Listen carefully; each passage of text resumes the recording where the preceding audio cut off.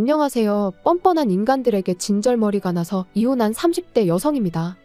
요즘 뉴스를 보면 정말 별의별 사람들이 다 있더라고요.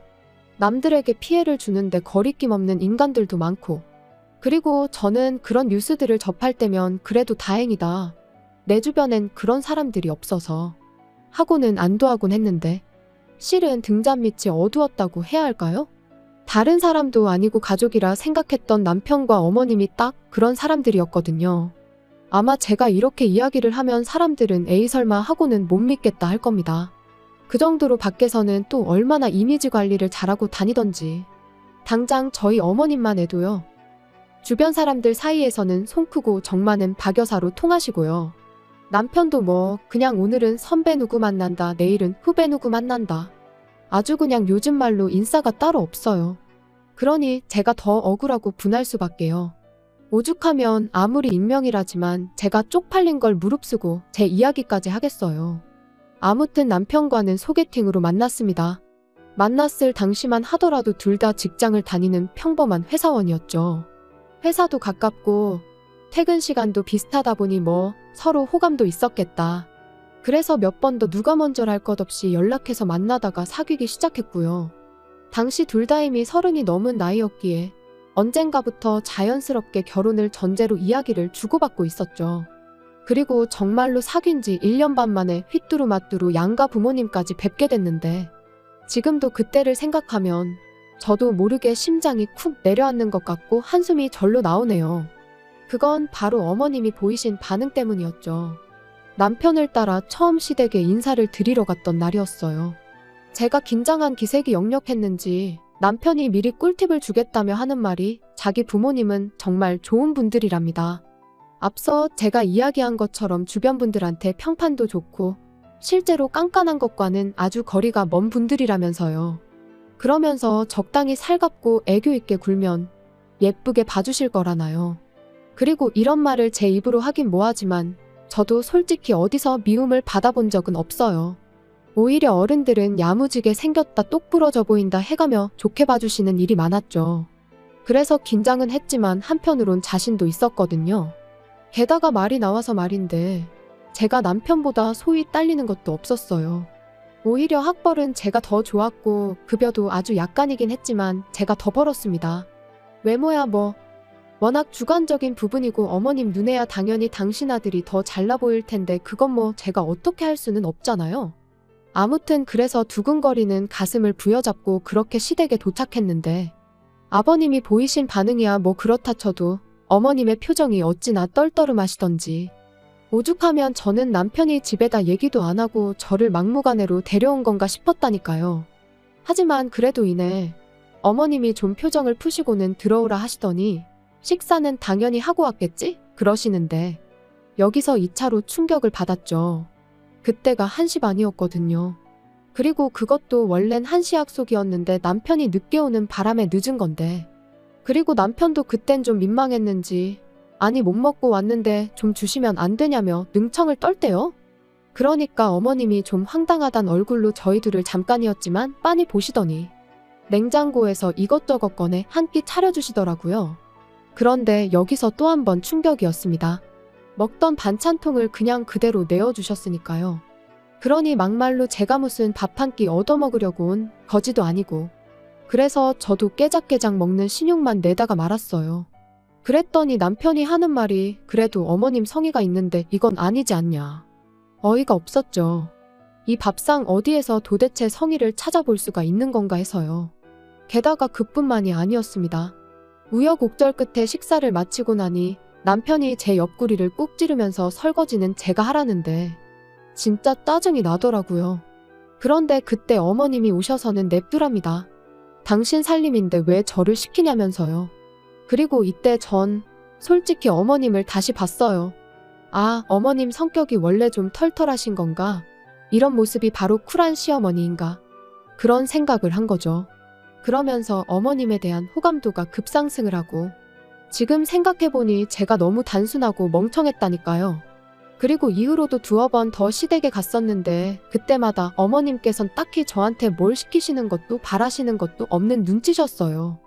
그러니 저는 제가 좋은 어머님을 만났다 생각했고, 그래서 저도 정말 좋은 며느리가 되어드리고 싶었죠. 그런데 황당하게도 결혼식을 올리기가 무섭게 어머님은 완전히 다른 사람처럼 변하셨습니다. 신혼여행을 마치고 시댁에 인사를 드리러 갔던 날이었어요. 신혼여행은 어땠는지 그런 가벼운 이야기가 오가다가 어머님께서 저더러 이제 식도 올렸으니 너는 이 집 사람이라며 그걸 항상 기억해라 그런 말씀을 하시더라고요. 그리고 저는 그게 그냥 의례껏 하시는 당부의 말씀 같은 건 줄 알았는데 그런 뜻이 아니었습니다. 한마디로 이제 이 집 사람이니 손님 대접 받을 생각은 꿈깨라 그런 뜻이었거든요. 게다가 그뿐만이 아니었어요. 또 이런저런 이야기가 오가던 중 고부 갈등 그런 이야기가 나왔는데 제가 어머님한테 웃으면서 저는 정말 어머님하고 모녀처럼 지내고 싶다고 했거든요. 그랬더니 어머님께서 정말 눈을 놀란 토끼처럼 뜨시면서 저를 보시더니 아니 너는 네 엄마 있고 나는 내 딸이 있는데 왜 그렇게 지낼 생각을 하냐고 되물으시는 거예요. 어찌나 민망하던지.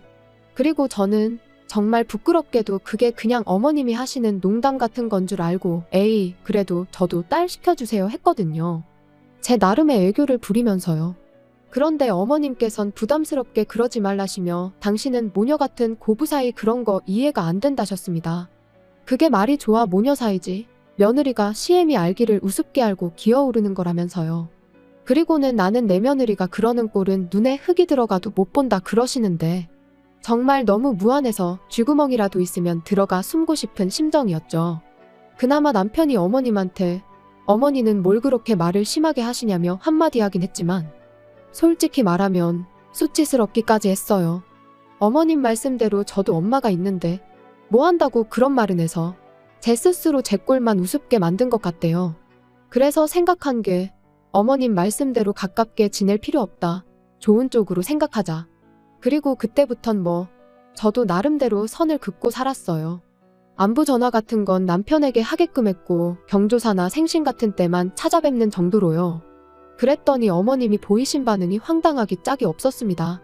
모녀 사이 같은 고부관계가 안 된다는 거지 저는 제 도리는 해야 할 거 아니냐 하셨거든요. 그리고 어머님이 말씀하신 며느리 도리라는 건 거의 무슨 하녀나 다름이 없었죠. 안부 전화는 물론이고 시댁에 밀린 살림도 저를 불러 하라고 하시질 않나. 심지어 당신이 약속이 있으니 저더러 회사에 휴가를 내고 와서 당신 가게 좀 보란 적도 있었죠. 그리곤 그럴 때마다 덧붙이는 말이 가족끼리 이 정도는 해줄 수 있지 않냐는데 며느리는 딸이 될 수 없다면서 며느리니까 귀찮고 하기 싫은 일은 해줘야 한다는 어머님의 그 이기적이고 뻔뻔한 논리에 정말 말문이 막히대요. 그런데 저도 참 답답했던 게 솔직히 그런 어머님의 요구사항을 들어드리면 저를 좀 예쁘게 봐주시려나 하는 미련을 버리질 못하고 있었어요. 그래서 번번이 끌려다니기 일쑤였지요. 그런데 아이러니하게도 결국 어머님 덕분에 완전히 정신을 차리게 되었으니 올해 초 가족이 다 같이 모이는 자리였는데 신우가 입이 대빨 나와서는 약속 시간보다 늦게 도착을 했어요. 그래서 어머님이 왜 이렇게 늦었냐고 물으시니 심해부 때문에 짜증나 죽겠다며 심해부 욕을 하기 시작하대요. 그런 거 있잖아요. 돈도 못 벌고 능력도 없으면서 사람을 귀찮게 한다. 그러니까 저희 어머님께서 신우더러 혹시 모르니까 절대로 애는 갖지 말랍니다. 이혼할 때 애 있으면 골치 아파진다면서요. 그런데 그 일이 있고 한 달쯤 지났을 무렵 남편이 저 몰래 사행성 게임을 하다 1억이 넘는 빚을 졌다는 걸 알게 됐어요. 너무 충격이었죠. 이런 거 저런 거 다 떠나서 사람 하나 정직한 거 그거면 됐다 생각했는데 그래서 도대체 무슨 정신으로 그랬냐니까 언젠가부터 술자리에 나가면 돈 자랑하는 인간들이 그렇게 많더랍니다. 그리고는 예전엔 형형하고 따르던 동생들까지 떨어져 나가니 자기도 돈이 좀 있어야겠다 싶었다면서. 그래서 딱 1억만 따고 그만하려고 했는데 어쩌다 보니 빚만 늘었다나요? 정말 믿었던 도끼에 발등 찍힌다더니 그때 그 절망감은 지금도 잊혀지지가 않아요. 그런데 이 일이 있고 얼마 후 시댁에 갔다가 우연히 어머님과 남편이 나누는 대화를 듣게 되었는데 어머님께서 남편한테 왜 니들 혼인신고는 안 하냐면서 일단 그것부터 하라시대요. 혼인신고 안 하고 있다가 제가 이혼이라도 하자고 들면 그 빚은 너 혼자 다 갚아야 한다면서요. 열불이 나더라고요. 막말로 먹고 사느라 진 빚도 아닌데. 게다가 신우는 심해부가 속을 썩인다니까 바로 이혼 얘기부터 꺼내시더니 며느리인 저는 당신 아들이 진 빚 같이 안 갚고 도망이라도 칠까봐 전전긍긍하시는 그 모습이 참으로 이기적이다 싶었죠. 그리고 저는 남편이 도대체 어머님의 그런 말씀에 뭐라고 대답할지가 너무 궁금했어요. 그래서 귀를 쫑긋 기울이고 안방으로 다가가는데 그 순간 도어락 열리는 소리가 나면서 아버님이 들어오셨거든요. 그래서 남편의 생각은 그 순간엔 알 수 없었지만 결국 그 본색을 감추지 못했어요. 이후로 저는 어머님에겐 어떠한 미련도 남아있지 않았기에 더 이상 끌려다니지 않았습니다. 무례한 요구에는 싫다고 정확히 의사를 밝혔고 바로바로 거절했지요. 그랬더니 남편은 저더러 변했다며 요즘 왜 그렇게 어머님한테 곁을 안 내어주냐 따졌는데 그럴 때마다 네 엄마가 먼저 시작한 거라고 소리라도 지르고 싶은 걸 정말 이를 악물고 눌러 참을 뿐이었어요. 그러다 올 여름 어머님께서 병원에서 암 판정을 받으셨습니다. 원래부터 속이 안 좋단 말씀을 입에 달고 사셔서 아닌 게 아니라 제가 몇 번이나 병원에 같이 가드릴 테니 가보자고도 했었는데 그때마다 네가 의사냐며 저를 무시하기만 하시더니 그리고 그때부터 어머님의 병원 생활이 시작됐는데 아시겠지만 그게 보통 일이 아니잖아요. 통원 치료도 했다가 입원도 했다가 그리고 그게 환자 혼자 오가기가 쉽지 않다 보니 결국 누군가 한 명은 붙어 있어야 했는데 어이없게도 다들 당연하단 듯이 제가 해주길 바라더라고요. 심지어 어머님 본인조차 말이죠. 그리고는 하는 말이 신우는 손끝이 야무지지가 못해서 그리고 지 남편이랑 사이도 안 좋은데 친정엄마 간호까지 한다고 하면 그쪽에서 좋다고 하겠냐입니다. 그러니까 제가 해야 한다고요. 어이가 없어서 신우 사정은 제 알 바가 아니고 신우가 못하면 저희 남편이 하면 되는 거 아니냐 했어요. 어머님 말씀대로 어머님 자식들이 있는데 제가 왜 어머님 병수발을 드느냐고. 저는 나중에 저희 부모님 편찮으시면 그때 병수발 들어드릴 거라고 했죠. 그랬더니 저희 어머님이 저더러 뭘 한 줄 아세요? 저더러 너는 내가 죽게 생겼는데 그런 소리가 나오냐면서 아주 치사하답니다. 그런데 저도 저 나름대로 지난 2년간 이제는 어머님이 저를 좀 아껴주실까 챙겨주실까 하는 기대에 이리저리 끌려다닌 걸 생각하면 너무 섭섭하고 서운하고 억울했거든요. 그래서 어머님이야말로 정말 저한테 치사하고 야박하게 행동하시지 않으셨냐고 따졌어요. 그랬더니 아주 귀찮다는 듯이 알겠답니다. 당신이 다 미안하고 잘못했으니까 회사에 얘기해서 휴가나 내래요. 이건 뭐 정말이지 옆구리 찔러 절받기도 아니고 사과를 받았는데 어째선지 기분이 더 나빠지더라고요. 그래서 됐다고 사과하지 마시라 했습니다.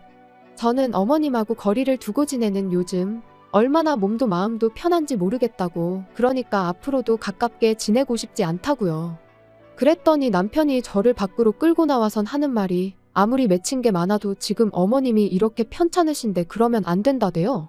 그러다 막말로 자기 어머니 돌아가시기라도 하면 저 후회할 거라고. 그리고 자기도 그렇게 되면 저랑 못 산다고요. 그래서 어머님이 돌아가시면 그게 암 때문이지 나 때문이겠냐 받아쳤습니다. 그리고는 당신이야말로 내가 후회할까봐 걱정하지 말고 당신 도리부터나 똑바로 하라고 했어요. 아들이나 딸이나 지엄마 아프다는데 그 병간호를 남한테 미룰 궁리나 하고 있고 아주 웃기지도 않는다면서요. 그랬더니 남편이 뭐라는 줄 아세요? 정 제 생각이 그렇다면 알겠답니다. 대신 제가 제 할 도리를 안 하는 거나 마찬가지니까 돈으로 5천만 원을 달래요. 그걸로 간병인을 쓰던지 해야겠다면서요. 진짜 제정신이 아니구나 싶었습니다. 그래서 그럼 내가 어머님 병수발 들면 네가 나 5천만 원 줄 거냐니까. 그건 아니래요. 그리고는 하는 말이 시어머니 병간호는 원래 며느리가 하는 거라는데 그래서 그동안 어머님이 그렇게 나를 이리저리 부려먹어도 말만 한두 마디 하고 말았구나 싶대요. 남편 생각엔 자기 어머니가 하는 행동이 다 옳아 보였기에 그걸 적극적으로 말릴 생각이 없었다는 걸 그제서야 확실히 알게 된 거죠. 그래서 결국 며칠의 고민 끝에 남편에게 이쯤에서 헤어지자 했어요. 아무리 생각해봐도 어머님이 돌아가셔도 안 돌아가셔도 제가 욕을 먹을 건 뻔했고 남편이 앞으로 더더욱 어머니 편을 들면 들었지 제 편이 되어줄 것 같지도 않았으니까요. 아무튼 헤어지잔 제 얘기에 남편이 보인 반응은 뭐 울고불고 애가 따로 없더라고요. 가뜩이나 자기 빚도 갚아야 돼서 심란해 죽겠는데 어머니는 어떡하냐면서요. 그리고 그 순간 역시나 남편에게는 자기 자신과 어머님밖에 없다는 걸 확인한 저는 한층 더 후련하게 마음을 정리할 수 있었어요. 그래서 남편더러 나는 그간 할 만큼 했고, 정말이지 그 노력을 단 한 번이라도 제대로 인정받아 봤다면 모를까? 이번에도 이러나 저러나 좋은 소리 못 들을 게 뻔한데 더는 내 인생을 쓸모없이 소비하고 싶지 않다 했습니다. 그래서 남편한테 너도 네 엄마가 나한테 어떻게 했는지 알지 않냐니까. 지금은 그런 거 생각 안 하고 자기 엄마 살리는 데만 집중하자는데. 그 또한 너랑 신우가 할 일 아니겠냐 받아치곤 더는 나한테 동정심 사려들지 말라 했네요. 그리고 그렇게 하루아침에 남남이 되었습니다.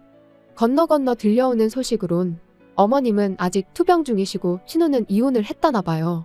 사유는 잘 모르지만 원래 둘이 위태위태했는데 이제 신우가 아주 어머님 일에만 매달리게 되었으니 그렇게 된 게 아닌가 싶기도 하고. 참고로 신우는 저한테 뭐 달리 나쁘게 한 건 없어요. 그래서 그냥 어디서든 잘 지냈으면 좋겠단 마음입니다. 아, 그리고 남편은 아무래도 아직 정신을 못 차렸는지 또 그 게임을 하는 것 같아요. 저희가 헤어진 걸 모르는 사람들이 남편이 돈을 빌려가서 안 준다고 자꾸 저한테 연락을 해오거든요. 아주 그럴 때마다 번번이 헤어졌다 그러면 왜 헤어졌냐 물어오고 상대하는 것도 일이네요. 아무튼 뭐 시간 문제지 결국 어떤 식으로든 다 해결이 될 테니까요. 더는 신경 쓰지 않으렵니다.